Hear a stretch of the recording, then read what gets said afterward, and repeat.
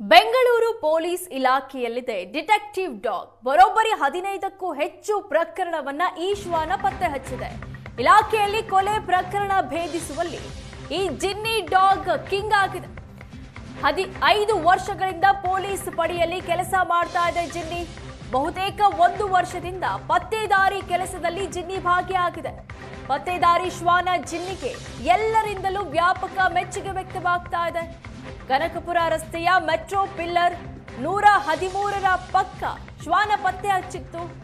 ಯಾರೋ ಕಲ್ಲು ಎತ್ತಿ ಹಾಕಿ ವ್ಯಕ್ತಿಯ ಕೊಲೆ ಮಾಡಿದ್ರು. ಆರೋಪಿ ಪತ್ತೆ ಹಚ್ಚೋದೇ ಪೊಲೀಸರಿಗೆ ದೊಡ್ಡ ಸವಾಲಾಗಿತ್ತು. ನೇರವಾಗಿ ಆರೋಪಿ ಮಲಗಿದ್ದ ಜಾಗಕ್ಕೆ ಈ ಜಿನ್ನಿ ಕರೆದೊಯ್ದಿತ್ತು.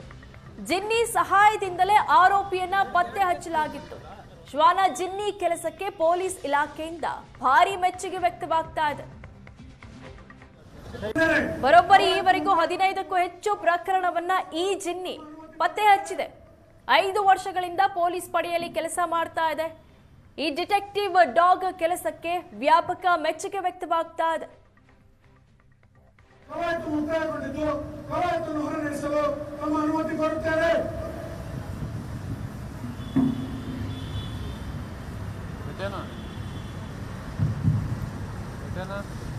ಮುಖ್ಯ ಅತಿಥಿಗಳ